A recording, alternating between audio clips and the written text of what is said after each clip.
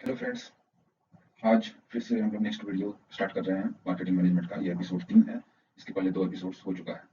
इसमें हम लोग फर्स्ट चैप्टर के इस third topic core marketing concept को देखेंगे। इसके अंदर ये सब टॉपिक्स हैं, इसको हम लोग देखेंगे। ये वीडियो थोड़ा लंबा हो सकता है, आप लोग आराम से ये वीडियो देखें।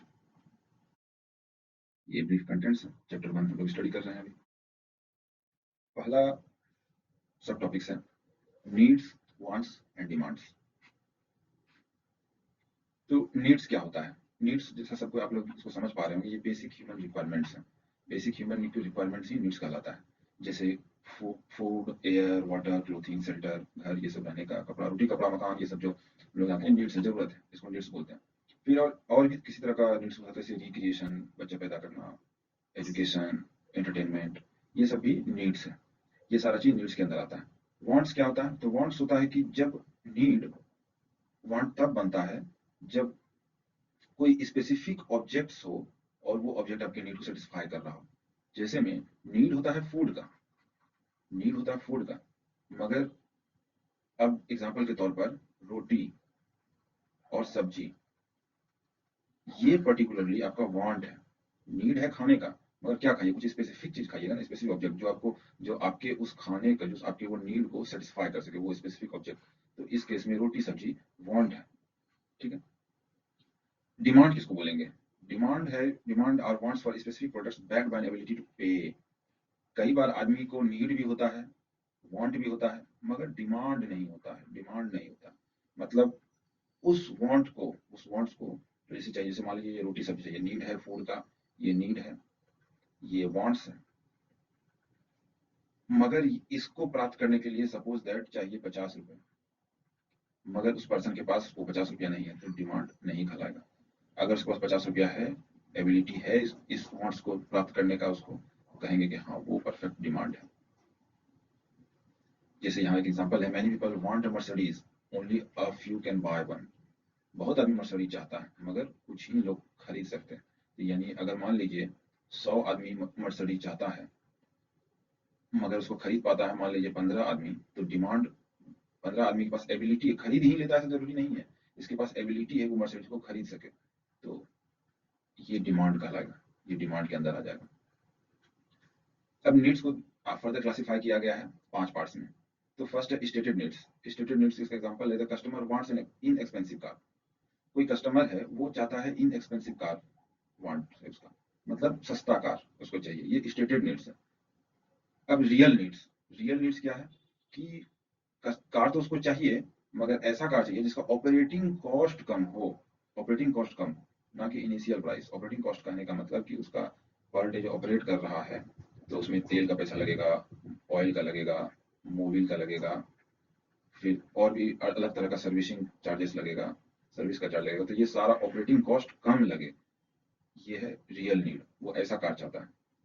अनस्टेटेड नीड्स, अनस्टेटेड नीड्स है, ये कहा नहीं जाता, ये मतलब एक तरह से बोला नहीं गया है कस्टमर के द्वारा। The customer expect good service from the dealer, ये अनस्टेटेड नीड्स है, कि वो चाहता है कि वो जो डीलर है वो उसको बढ़िया सर्विस दे। डिलाइट नीड्स, यानी ऐसा नीड जो पूरा कर दे तो आदमी ज्यादा खुश हो जाए। मतलब अगर डीलर यहाँ एग्जांपल के तौर पर उसके कार में एक जीपीएस सिस्टम लगा दे, वो जीपीएस सिस्टम भी दे दे, तो ये डिलाइट नीड्स है, यानी कस्टमर कुछ ज्यादा खुश हो जाएगा इस नीड को अगर पूरा कर दिया जाए तो। फिर सीक्रेट नीड्स, सीक्रेट नीड्स है, customer wants friends to see him or her as a savvy consumer। savvy consumer के रूप में ये कस्टमर अपने आप को दिखाना चाहता है अपने फ्रेंड सर्कल के बीच में, इसलिए वो इनएक्सपेंसिव कार खरीदना चाहता है जिसमें उसका ऑपरेटिंग कॉस्ट कम हो, यानी पैसा भी कम लगा कार का, उसका ऑपरेटिंग कॉस्ट भी कम हुआ, और साथ में कुछ कार के साथ कुछ ऐसा जीपीएस सिस्टम टाइप की चीज भी दे दिया डीलर। तो ये सारा चीज वो चाहता है। तो अलग अलग लेवल पे अलग अलग तरह का नीड्स है। नेक्स्ट है target markets positioning and segmentation. अब इसके लिए हमें समझना पड़ेगा कि देखिए, जैसे कुछ भी चीज का वांट होता है किसी पर्टिकुलर पर्सन को, कोई चीज का जरूरत होता है, चाहत होता है, नीड होता है, तो सबको एक जैसा नहीं नीड होता है। जैसे सपोज दैट सबको, हर एक आदमी को चावल, राइस एक जैसा पसंद नहीं होता है। किसी को, किसी को चावल में भी बहुत सारा वैरायटी होता है। किसी को वैरायटी ए का चावल पसंद है, किसी को बी वैरायटी, किसी को सी वैरायटी का चावल पसंद है। सबको अलग अलग तरह का चीज पसंद है। अब कोई ले लीजिए, कोई रेस्टोरेंट ही ले ले। अब रेस्टोरेंट में हम लेते हैं जैसे पिज़्ज़ा का, तो जो पिज़्ज़ा डिलीवर करता है इसमें 2 मेन नाम है इंडिया में, डोमिनोज़ और पिज़्ज़ा हट। तो हर कस्टमर को डोमिनोज़ पसंद नहीं है और हर कस्टमर को पिज़्ज़ा हट पसंद नहीं है। तो सेम ही चीज़, यानी हम कहना यह चाह रहे हैं कि अलग-अलग पर्सन को अलग-अलग तरह का चीज़ पसंद होता है, उसके बैकग्राउंड पर डिपेंड करता है। तो कस्ट कस्टमर के चॉइस, कस्टमर के बिहेवियर को स्टडी करके एक तरह के कैटेगरी वाले कस्टमर को अलग कर देना, ये हुआ सेगमेंटेशन। तो किस आधार पर अलग किया गया कैटेगरी, एक कैटेगरी बनाया गया, तो इसका आधार है, इसका बेसिस है डेमोग्राफिक, साइकोग्राफिक, बिहेवियरल डिफरेंस के आधार पर। उसका एज क्या है, वो क्या सोचता है, उसका साइकी कैसा है, उसका बिहेवियर कैसा है, उस आधार पर अलग अलग सेगमेंट में बांट दिया जाता है कस्टमर। ये है सेगमेंटेशन, और उस पर्टिकुलर सेगमेंट के लिए प्रोडक्ट डिजाइन किया जाता है और फिर उस प्रोडक्ट को उसके सामने पोजीशन किया जाता है अलग अलग चैनल्स के माध्यम से। कंपनी उस पर्टिकुलर सेगमेंट के कस्टमर के सामने वो प्रोडक्ट, वो ऑफरिंग प्रेजेंट करेगा। तो ये है target market, positioning and segmentation. Next है ऑफरिंग्स एंड ब्रांड्स। ऑफरिंग्स क्या है? Company address customer needs by putting fourth a value proposition, a set of benefits that satisfy those needs. क्या बोल रहा है कि कंपनी कस्टमर की नीड को एड्रेस करता है वैल्यू प्रोपोजिशन को सामने रख के। वैल्यू प्रोपोजिशन क्या होता है कि सेट ऑफ बेनिफिट्स, बेनिफिट्स का एक सेट होता है, अलग अलग तरह का बेनिफिट्स होता है इसमें, जो कि कस्टमर की नीड को सेटिस्फाई करते हैं। ठीक है। The intangible value proposition is made physical by an offering which can be combination of product, service, information, experience.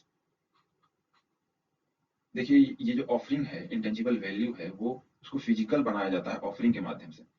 कोई भी कंपनी कस्टमर के सामने ऑफरिंग रखता है, वो ऑफरिंग सिर्फ प्रोडक्ट नहीं होता है। प्रोडक्ट तो उसका एक पार्ट है, उसके साथ सर्विस होता है, उसके साथ इंफॉर्मेशन होता है, उसके साथ एक्सपीरियंस होता है। ये सारा चीज मिला के ऑफरिंग कहलाता है। अब सपोज दैट आप जा रहे हैं डोमिनोज का पिज्जा खाने, तो अल्टीमेटली आपको चाहिए पिज्जा, आपको चाहिए पिज्जा, मगर वहां जाइएगा तो वो पिज्जा तो एक प्रोडक्ट हुआ, ये आपको प्रोडक्ट मिलेगा। उसके साथ सर्विस, वहाँ सर्विस भी आपको मिलेगा। सर्विस कहने का मतलब कि टेबल लगा होगा, फैन या एसी चल रहा होगा, और अगर आपको उस पिज्जा में कुछ गड़बड़ लगता है, कुछ भी तरह का दिक्कत है, तो वो आप बोलिए वहाँ वहाँ पर बैठे स्टाफ्स को, तो उसका उसको भी एड्रेस करेगा वो लोग। तो ये सर्विस भी दे रहा है वो लोग। और फिर इंफॉर्मेशन, आप वो जो खरीदिएगा डब्बा पिज्जा का, और उसके साथ ऑरिगानो और भी अलग अलग तरह की चीज, तो उसमें बहुत तरह का इन्फॉर्मेशन भी लिखा होगा, और वो इन्फॉर्मेशन आप वहाँ के स्टाफ से भी ले सकते हैं। उसके बाद एक्सपीरियंस, और ये सब कुछ ओवरऑल मिला के वहाँ का स्टाफ का बिहेवियर, वहाँ का फैसिलिटी, एम्बियंस, ये सारा मिला के एक एक्सपीरियंस क्रिएट होगा। तो ये सारा चीज मिला के ओवरऑल ऑफरिंग है। आप लेने गए थे सिर्फ पिज्जा, माइंड में रखें, मगर कंपनी के लिए वो सिर्फ पिज्जा आपको डिलीवर नहीं करेगा। ठीक है। वो पूरा का पूरा उसको एक ऑफरिंग की तरह पेश करके वो आपके सामने लाएगा, ताकि आपको लगे। हम शुरू में ही पिछले वीडियो में बता चुके हैं कि मार्केटिंग का एम होता है सिर्फ सेल करना नहीं, उसका एम होता है कि सेल को सुपरफ्लुअस बना दिया जाए। कस्टमर को लगे नहीं कि हम सामान खरीद रहे हैं, उसको उससे कुछ बेहतर, उससे भी ऊपर का चीज मिले। ठीक है। जो कि वो सिर्फ पैसे में उसका कीमत नहीं लगा सके, उसको लगे कि हम जो भी चीज लिए हैं उधर से, तो उससे कम ही हम दे रहे हैं, उधर से हमको ज्यादा मिल गया है मेरे मुकाबले, हम जो उधर दिए। तो ऐसे में कस्टमर के माइंड में एक जबरदस्त तरह का सेटिस्फेक्शन क्रिएट होता है और वो कस्टमर लॉयल कस्टमर बन जाता है। अब देखते हैं नेक्स्ट, ब्रांड। ब्रांड क्या है? A brand is an offering from a known source. Brand क्या है? ब्रांड भी एक ऑफरिंग ही है, मगर किस तरह का ऑफरिंग है? एक नोन सोर्स जिसको लोग जानता है। सपोज दैट, जैसे एग्जांपल लीजिए एप्पल का। एप्पल का एग्जांपल, ये एक ब्रांड है जिसके बारे में लोग अवेयर है। ये एप्पल का नाम आते ही आपके माइंड में क्या इमेज क्रिएट होगा? ये इमेज क्रिएट होगा क्रिएटिव, क्रिएटिव, इनोवेटिव, नया नया प्रोडक्ट लाते रहता है, क्रिएटिव प्रोडक्ट लाता है, easy to use, fun, cool, iPod, iPhone, iPad, Mac, ऐसे करके कई तरह का इमेज क्रिएट होगा एप्पल से, जो कि यूनिक होना चाहिए। देखिए आगे लिखा हुआ भी कि कंपनी ऐसा ब्रांड इमेज बिल्ड करना चाहता है कि जो कि स्ट्रांग हो, जो कि नाम लेते ही वो आए और वो जल्दी माइंड से हटे नहीं। स्ट्रांग इमेज, फेवरेबल हो, कस्टमर का कंपनी के फायदे में हो और यूनिक हो, अलग, सबसे अलग। तो ऐसा ब्रांड इमेज क्रिएट करना चाहता है कोई भी कंपनी, और वो कैसे करेगा? वो अपने ऑफरिंग के माध्यम से करता है। अब मार्केटिंग चैनल्स तीन तरह का होता है। फर्स्ट है कम्युनिकेशन चैनल्स। कम्युनिकेशन चैनल है क्या, deliver and receive message from target buyers. इसमें है कि कोई भी कंपनी ऑफरिंग क्रिएट किया, अपना प्रोडक्ट क्रिएट किया, उसके बारे में कस्टमर या टारगेट मार्केट्स, हम लोग यहाँ टारगेट मार्केट या टारगेट बायर बोल सकते हैं, टारगेट ऑडियंस बोल सकते हैं, वहां तक ये इन्फॉर्मेशन पहुंचाने के लिए जो भी माध्यम का यूज होता है उसको कम्युनिकेशन चैनल बोलते हैं। जैसे newspaper, magazine, radio, television, email, telephone, smartphone, billboards, poster, banner, ये सारा चीज कम्युनिकेशन चैनल के अंदर आता है। फिर डिस्ट्रीब्यूशन चैनल, कंपनी इंफॉर्मेशन दे दिया कि वो एक प्रोडक्ट है उसके पास और वो प्रोडक्ट से क्या क्या बेनिफिट होता है, वो सारा चीज अपने कस्टमर को कम्युनिकेशन चैनल के माध्यम से बता दिया। और कम्युनिकेशन चैनल टू वे होता है, वन वे सिर्फ नहीं होता, उधर से रिस्पॉन्स भी लिया जाता है।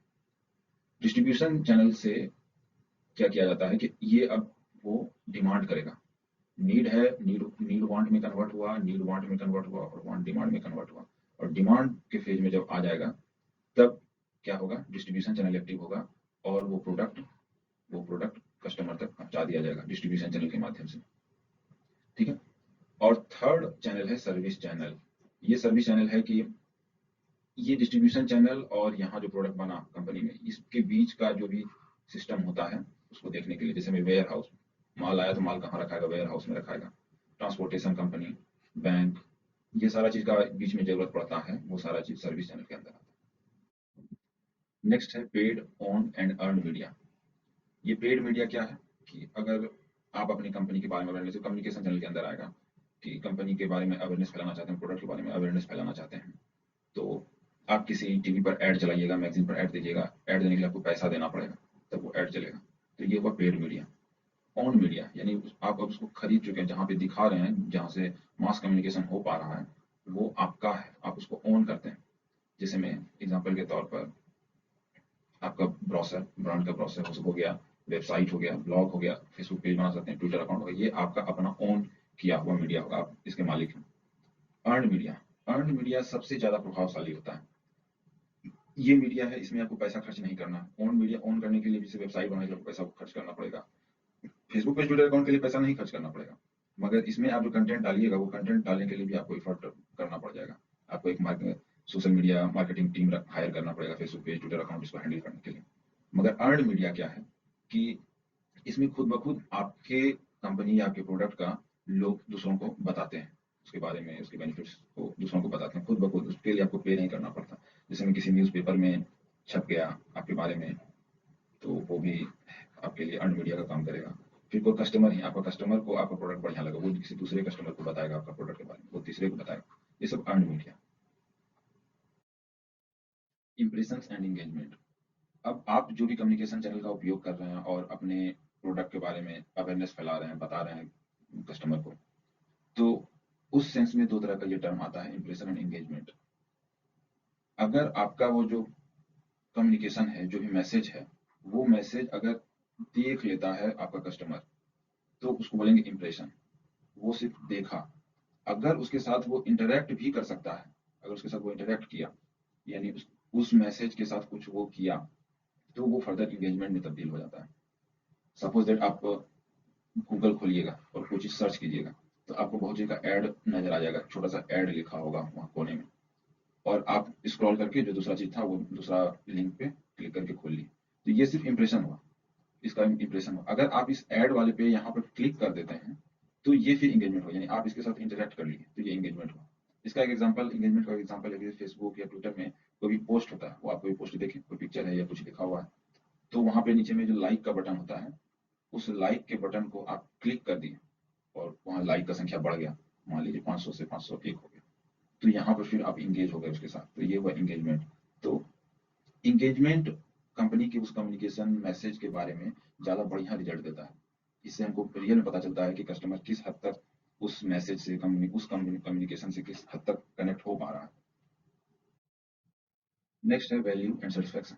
ये वैल्यू टर्म बार बार आएगा मार्केटिंग में, बिजनेस में। तो वैल्यू क्या है? वैल्यू है sum of intangible and tangible benefits and cost, उसी को वैल्यू बोलते हैं। ठीक है। मतलब हुआ, देखिए, ये बहुत ही बोले ना, मार्केटिंग का सेंट्रल कंसेप्ट है, ये हर जगह यूज होगा, बहुत टाइम यूज होगा। तो क्या इस primary combination of quality, service, price, QSP, quality, service, और प्राइस के कॉम्बिनेशन को ही वैल्यू बोलते हैं। इसको कस्टमर वैल्यू ट्रायड भी बोलते हैं, ठीक है। या इसी को दूसरे तरीके से यहाँ बोला गया है, tangible and intangible benefits and cost को वैल्यू बोलते हैं।